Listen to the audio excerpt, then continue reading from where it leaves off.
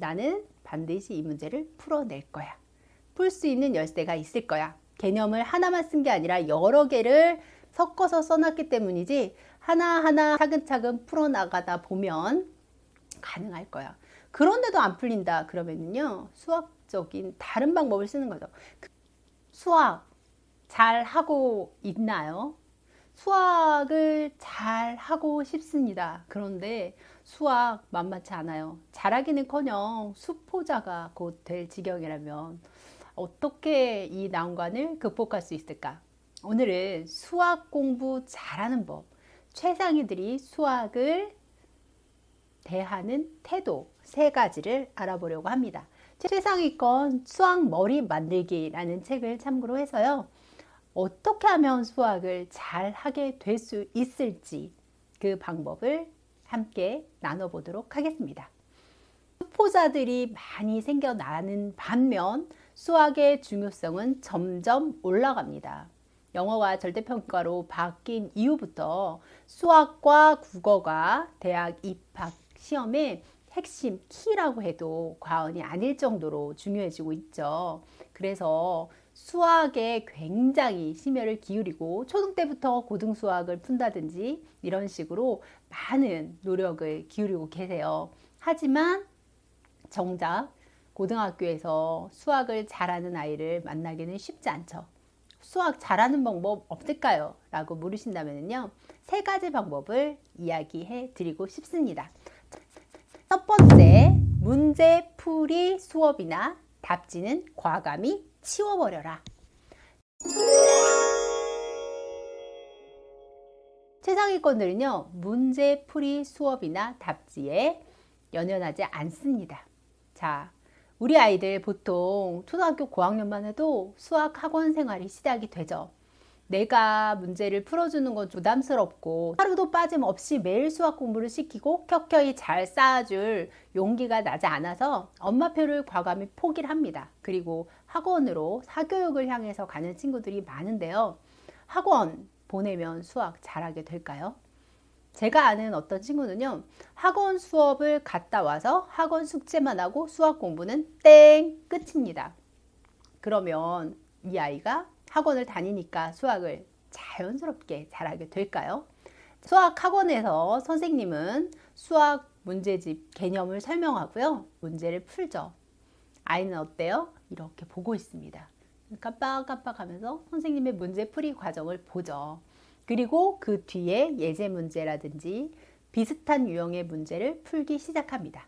그때 당시에는 선생님의 설명을 들었기 때문에 알고 있다고 착각하기 쉽죠. 하지만 그 개념을 활용해서 문제를 풀기 시작할 때는 어때요? 이게 뭐지? 처음 보는 문제인데, 낯선데, 어려운데? 라는 생각이 들기 시작합니다. 답지도 마찬가지예요. 어떤 학생이요, 이렇게 얘기했다고 해요. 저는요, 여기 시중에 나와 있는 고등학교 문제집은 다 풀어봤습니다. 저는 더 이상 풀 문제가 없어요. 새로운 문제집이 필요해요. 라고 말했지만 그 친구는 수학에서 3등급에서 4등급 사이를 받았다고 합니다. 그 친구가 1등급을 받을 수 없었던 이유를 살펴보니까요, 그 친구는 문제를 풀면서 조금만 모른다 하면 바로 답지를 찾아봤다고 해요. 그래서 문제 보고 답지 보고 문제 보고 답지 보고, 그러니까 어때요? 문제 푸는 진도가 굉장히 빠르겠죠? 그래서 시중에 나와 있는 모든 문제집을 섭렵합니다. 하지만 이 친구가 진짜 수학 문제를 풀고 개념을 확장해서 이해하고 있었을까요? 그것은 의문이죠. 문제풀이 수업이든 답지든 내가 진짜 부딪혀서 직접 풀어본 문제가 아니라는 데 초점이 있습니다. 내가 직접 문제 해결을 해봐야 돼요. 그런데요, 우리 아이들은요, 그렇게 하기를 두려워해요. 답지를 보물단지처럼 안고 다닙니다. 왜? 나는 어려운 문제를 못 풀 것 같은 두려움이 있기 때문이죠. 어려운 문제를 딱 맞닥뜨리면 마치 천재처럼 이거는 이렇게 풀어야지 라고 답이 술술술술 나와야 할 것 같아요. 그런데 나는 봐도 모르겠어요. 앞에 개념을 설명이 있고 문제가 나왔어도 이 개념을 어떻게 활용하는 거지? 모르겠어요. 그러면 어때요? 자신감이 떨어지죠. 최상위권도 모두 마찬가지였어요. 처음부터 새로운 문제를 봤을 때 술술술술 해결책이 나오는 친구는 없다고 보면 맞습니다.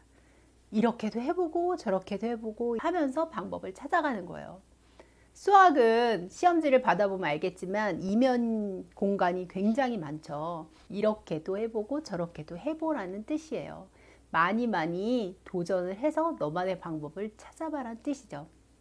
그렇기 때문에 처음 수학 문제를 만나서 나는 잘 못 풀 것 같아 라는 자신감이 없는 친구들은요, 이런 문제를 풀어주고 문제를 해석해 주는 것을 자꾸 금방금방 받아들여서 내 방법을 찾지 못했기 때문에 그런 두려움이 생기는 겁니다. 그렇다면 여기서 두 번째 비결이 나오겠죠. 나만의 비결, 어려운 문제를 풀어보는 나만의 시간이 꼭 필요하다는 겁니다. 문제 개념을 설명하는 거를 듣고 예제 문제를 푸는 거를 30으로 친다면요, 그 다음에 개념을 활용해서 문제를 푸는 것이 70에 해당이 됩니다. 개념을 어떻게 문제에 적용하는지 그 부분을 70을 통해서 반드시 또 연습을 해야 되죠. 문제풀이만 해줘도 안 되고 개념만 알아도 안 됩니다. 개념을 어떻게 문제에 적용해서 확장시킬 것인가 라는 연습을 해야 되는 건데요. 그때는 누구의 도움도 받지 않고 혼자서 풀어보는 경험이 필요합니다. 시간이 없어요. 그렇게 하다 보면 몇 문제 못 풀거든요. 아이가 끙끙대고 2시간, 3시간을 했는데 4문제밖에 못 풀었어 라고 하면 도대체 너는 정신이 있어 없어? 라고 하실 게 아니에요. 정말 애썼다. 시간 낭비가 아니야. 굉장히 도움이 됐어. 자, 다음번에 해보자. 그래서 저희 아이 같은 경우엔 2번, 3번, 4번 풀어봅니다. 결국 모르는 문제가 있을 수 있죠. 그때는 답지를 펴놓고요, 휘리릭 한번 보는 거예요. 대략 어떻게 풀어나가는지, 어떤 식으로 하는지 보고 나서 아, 이렇게 하는 거구나. 꼼꼼하게 하나하나 계산 과정까지 보는 게 아니라요, 그 과정을 대략적으로 살피면서 어디서 실마리를 찾는지 그 힌트를 얻어내는 겁니다. 그리고 그것들을 오답 노트에 정리해 두는 거예요. 내가 몇 번 다시 풀어보면 그 비슷한 유형의 문제는 이렇게 풀면 되는구나 라고 방향을 잡는 데 도움이 되죠.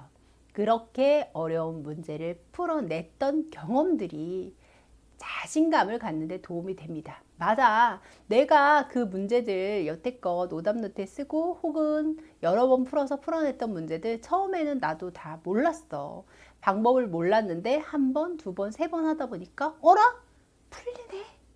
이런 경험을 하게 되는 거예요. 그러면 정작 어려운 문제를 만났을 때도 어렵다. 그렇지만 어딘가에 풀리는 방법이 있을 것이다 라는 자신감을 얻게 되는 겁니다. 그렇기 때문에 자기가 스스로 끙끙거리면서 문제를 풀어보고 해결해보고 반복해서 다시 풀어보고 하는 과정이 꼭 있어야 돼요. 시간이 좀 걸리더라도요. 그렇기 때문에 초등 고학년부터 이런 것들을 스스로 연습해보고 반복해보도록 시간을 마련해 주세요. 고등학교까지 가서 그렇게 하기는 시간이 너무 촉박하니까요. 최소한 초등학교, 중학교 때 이런 경험을 통해서 어려운 문제를 대하는 자신의 마인드를 강하게 해둘 필요가 있습니다. 자, 수학 잘하는 법 마지막 3번째는요. 시험에 그 답이 있습니다. 자, 수학 시험지를 받았어요. 보통 최상위권들은 문제를 어떻게 풀까요? 쭉 훑는다 라는 표현이 맞을 거예요. 내가 30초나 1분 안에 풀 수 있는 문제는 쭉쭉 풀면서 끝까지 넘깁니다. 자기가 전체적으로 어려운 문제가 얼마나 나왔는지 그거를 파악하는 데도 도움이 되고요. 빨리빨리 풀 수 있는 문제를 풀어내면서 어려운 문제를 풀 수 있는 시간을 확보하는 겁니다. 수학시험은 시간과의 싸움이라고 해도 과언이 아니에요. 시간만 있었어도 다 맞았을 텐데 이런 후회를 하는 친구들 정말 많거든요. 시간 분배를 못해서 못 푸는 경우가 많습니다. 그렇기 때문에 빨리 풀 수 있는 문제부터 풀어내야 돼요. 어려운 문제가 있다면 풀리는 부분까지만 풀고 다음에 패스 해야지 그 다음번에 두 번째 다시 와서 봤을 때 방향이 좀 보이는 거죠. 그렇지 않고 한 문제가 안 풀리면요, 스트레스가 그때부터 올라오기 시작합니다. 시간은 가죠. 문제는 안 풀리죠. 그래서 그 뒤에 과정을 다 놓치게 되는 경우가 있어요. 최상위권 아이들은요, 수학 시험지를 받았을 때 100점 맞아야겠다 라는 생각은 하지 않는다고 합니다. 내가 이 시험을 망치지 않아야겠다. 내가 아는 건 최대한 다 풀어야겠다 라는 마인드로 접근하는 거예요. 그래서 내가 풀 수 있는 문제부터 빨리빨리 풀면서 어려운 문제를 풀 수 있는 시간을 확보하는 겁니다. 이거는 멘탈 관리에도 굉장히 도움이 돼요. 내가 어려운 문제만 계속 풀고 잡고 있으면서 시간이 가면요, 멘탈 무너지기가 쉽습니다. 하지만 전반적으로 쭉 훑으면서 쉬운 문제부터 다 해결하고 나면 몇 개 문제가 있네. 그러면 몇 분씩 해서 한 번씩 더 풀어봐야겠다라는 계산이 딱 서는 거예요. 그러면 마음의 여유를 찾기가 쉽습니다. 사실 시험도 멘탈 싸움이잖아요.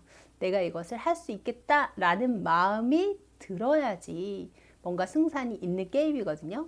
그렇기 때문에 시험지를 받아서 시험지를 대하는 그 마인드부터 바로 잡아주면 수학 시험에 도움이 됩니다. 수학 시험이 실전이잖아요. 매일매일 연습은 정말 실전처럼 끙끙대면서 잘 풀어내는 연습을 하고요. 실전에서는 어려운 문제를 닥쳤을 때도 연습 문제 연습했던 것처럼 생각하는 거죠. 나는 반드시 이 문제를 풀어낼 거야. 풀 수 있는 열쇠가 있을 거야. 개념을 하나만 쓴 게 아니라 여러 개를 섞어서 써놨기 때문이지 하나하나 차근차근 풀어나가다 보면 가능할 거야. 그런데도 안 풀린다 그러면요, 수학적인 다른 방법을 쓰는 거죠. 그림으로 그려서 생각해 본다던가 도표로 만들어 본다든가 그런 식으로 직접적으로 뭔가 표현을 함으로써 풀어내는 방법을 활용하면 좋습니다. 오늘은 수학 잘하는 3가지 비법에 대해서 말씀을 드렸습니다.